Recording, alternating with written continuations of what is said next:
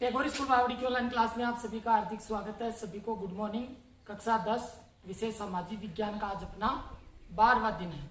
11वें दिन के अंदर अपन ने पढ़े थे राजस्थान में जल संरक्षण की विधियां कि कौन कौन सी विधियों के माध्यम से जल संरक्षण किया जाता है।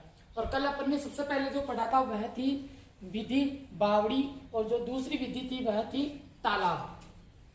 बावड़ी के बारे में मैंने आपको बता दिया था कि बावड़ियां हुआ करती थी पहले प्राचीन समय में, जब वर्षा के पानी को एकत्रित किया जाता था और उस पानी को किस में काम में लेते थे, पेयजल के रूप में और पशुधन के लिए काम में लिया जाता था। तो उसके लिए जो सेठ साहूकार हुआ करते थे या राजा महाराजा हुआ करते थे, वो क्या करते थे, ग्रामीणों की सहायता के लिए या फिर अपनी प्रजा की सहायता के लिए इस प्रकार की विधियां अपना कर, ताकि सूखा और अकाल की परिस्थिति हो या स्थिति हो उस समय इसके पानी को सदुपयोग में ले सके, लोगों की प्यास बुझा सके, पशुधन को पेयजल की आपूर्ति हो सके। इस प्रकार से उस पानी को काम में लेते थे। और वर्षा के पानी को तालाबों और जो आपकी बात करते हैं अपने बावड़ियां होती थी उनके अंदर काम में पानी को एकत्रित किया जाता था। तो ये पद्धतियां तो प्राचीन समय से ही चली आ रही है। कल अपने दो जो विधियां थी उनके बारे में अध्ययन कर लिया था। पहली जो विधि थी वह थी बावड़ी, दूसरी जो विधि थी वह थी तालाब। आज अपन बात करेंगे तीसरी विधि की, जो कि है जिले। आज अपन वर्तमान समय में राजस्थान की बात करते हैं तो राजस्थान के अंदर बहुत सारी जो प्रसिद्ध जिले हैं जिनमें कई जिलों के अंदर मीठा पानी पाया जाता है। बहुत सारी 2-3 जिले ऐसी है जहाँ पे खारे पानी की जिले हैं। जो मीठे पानी की जिले उनसे आसपास के नगरों कस्बों के अंदर पानी की पेयजल की आपूर्ति की जाती है। और जो खारेपन की जो झीलें हैं जिनमें खारापन होता है या खारे पानी की जो झीलें होती है उनमें नमक तैयार किया जाता है। तो आज अपन पहले पढ़ेंगे झीलें कि झीलों का निर्माण किस प्रकार से होता था। तो स्थानीय शासकों, साहूकारों व एवं बंजारों के द्वारा किया गया था। झीलों का निर्माण किनके द्वारा किया गया था?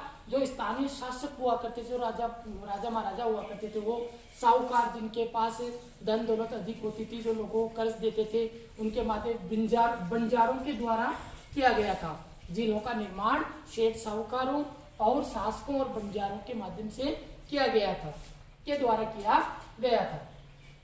अब जो ये झीलें थी वो क्या काम आती थी? ये पेयजल के साथ साथ सिंचाई के साधन के रूप में भी प्रचलित रही है। प्राचीन समय के अंदर जो बड़ी झीलें हुआ करती थी वह पेयजल के साथ साथ यानी कृषि होती थी उसके अंदर सिंचाई का काम में भी आती थी, यानी फसलों को पानी देने के लिए भी काम में लिया जाता था।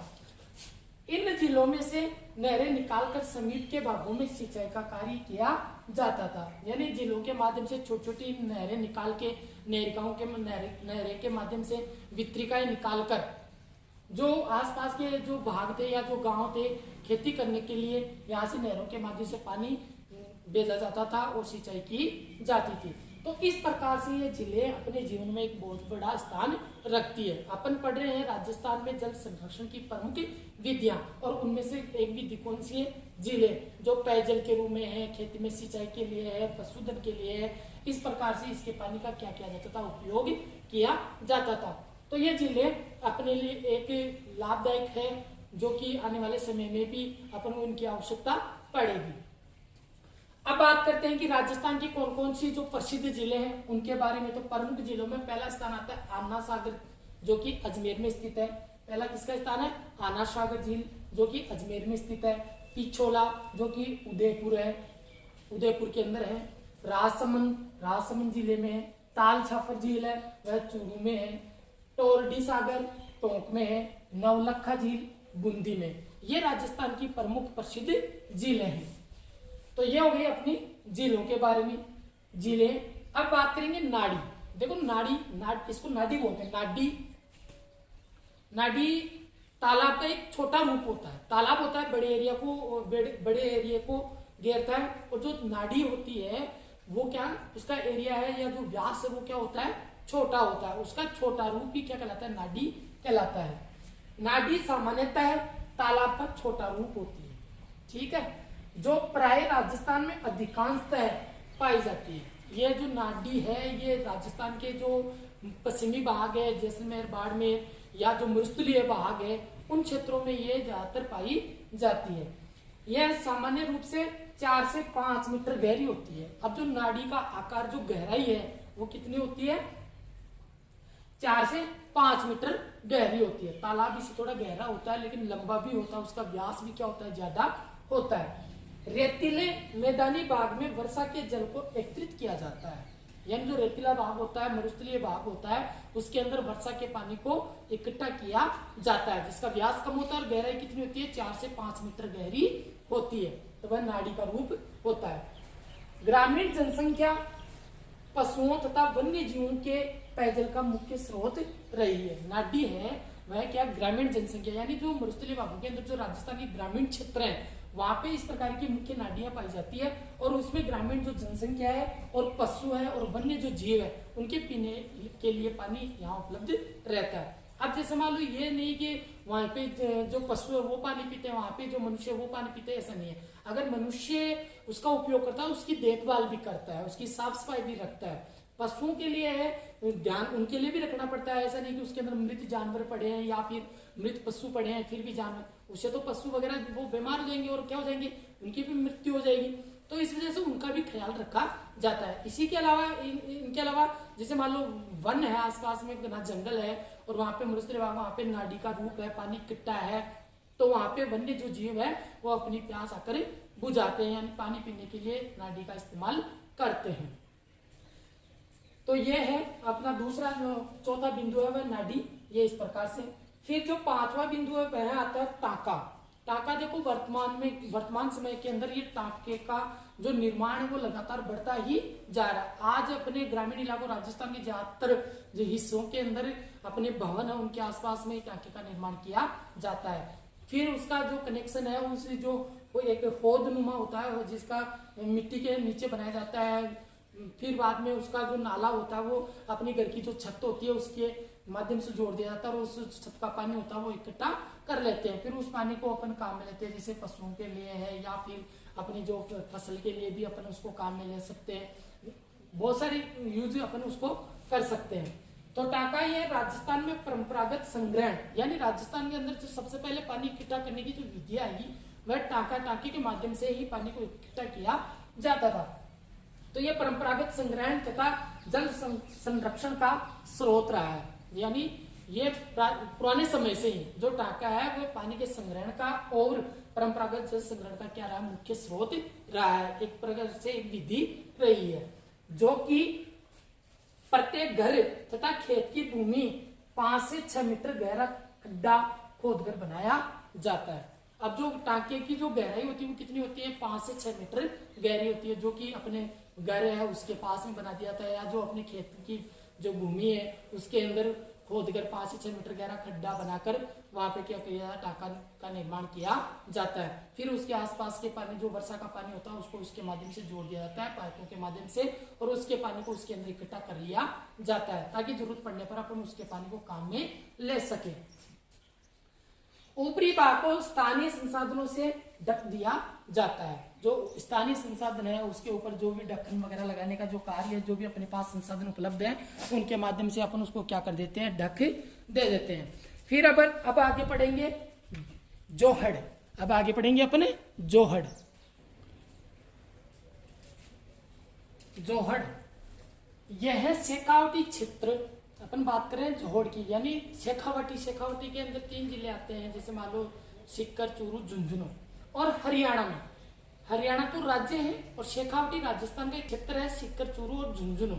ठीक है, इन क्षेत्रों में वर्षा के जल संग्रहण का साधन रहा है, यानी अपने हरियाणा राजस्थान की सीमा से टच हो रहा है, पड़ोसी राज्य है, तो वहां पे ये विधि अपनाई जाती है और अपने शेखावटी क्षेत्र में ज्यादातर ये यहाँ की जो जोड़ा विधि है ये अपनाई जाती है। यहाँ पे कुछ भागों में क्या होती है, यहाँ की जो मिट्टी होती है वो कठोरपन है, उसके अंदर जो मरुस्थलीय मृदा उसका भाग थोड़ा सा कम मिलेगा आपको, तो इसमें काफी दिनों तक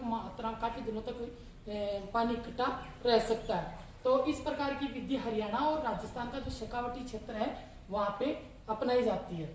इसका रूप टाके के समान ही है। जो जोड़ का मतलब जो अपना टाका होता है उसी प्रकार से होता है, गहरे खड्डे भी मिल जाते हैं, क्योंकि जो टांका है उसका भी 5 से 6 मीटर गहरा खड्डा होता है, तो इतने खड्डे आपको आसानी से यहाँ पे इन क्षेत्रों में मिल जाते हैं। तो जो वर्षा का पानी होता है वो आसानी से इसके अंदर समा जाता है, इकट्ठा हो जाता है और उस पानी को अपन काम में ले सकते हैं।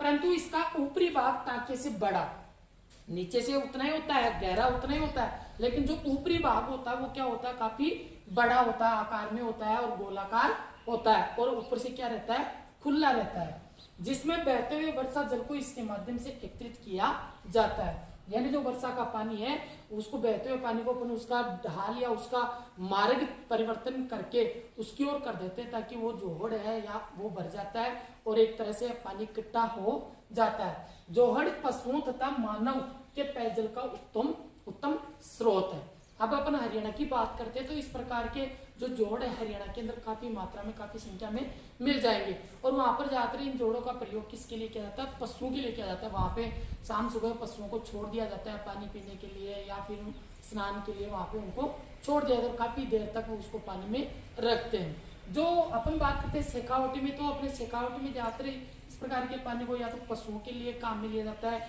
पशुधन के लिए, या फिर जैसे मान लो कहीं पे पानी की समस्या काफी विकराल है या काफी विकट परिस्थितियां है वहां पे, तो उसका ख्याल रखते हुए, उसका ध्यान रखते हुए, उसकी देख रेख करते हुए उसको पेयजल के रूप में भी काम में लेते हैं। तो इस प्रकार से आज अपनी 6 विधियां हुई राजस्थान में परंपरागत जल संरक्षण की। कितनी विधियां हो गई, 6 विधियां हो गई। 6 विधियों में पहली विधि थी बावड़ी, दूसरी विधि थी तालाब, तीसरी विधि थी अपनी झीलें, चौथी विधि थी नाडी, और 5वीं विधि थी अपनी टाका, और 6वीं विधि आ गई जोहड़।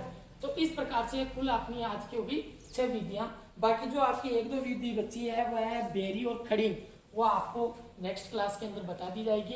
तो इस प्रकार से आपकी एक एक जो विधि, अब एग्जाम के अंदर आपको ये किस प्रकार से प्रश्न पूछेगा, या तो निम्नात्मक प्रश्न पूछ सकता है, तो इस प्रकार से पूछेगा कि राजस्थान में परंपरागत जल संरक्षण की विधियों का वर्णन कीजिए, या जो विधियां हैं उनको समझाइए। तो आपको पूरा वर्णन करना है, या फिर आपको अगर छोटा प्रश्न पूछ लेता है या अंतर पूछ लेता है, जैसे मान लो तालाब और जोहड़ में अंतर पूछ लेता है, या फिर मान लो बावड़ी और तालाब में अंतर पूछ लेता है, तो किसी ना किसी रूप में एक प्रश्न तो आपको इससे जरूर पूछेगा। तो आपको ध्यान से पढ़ना है, इनको समझना है कि कौन सी विधि क्या काम आती है और किस प्रकार से इसका आकार होता है। तो आज अपनी हो गई 6 विधि पूरी हो गई है।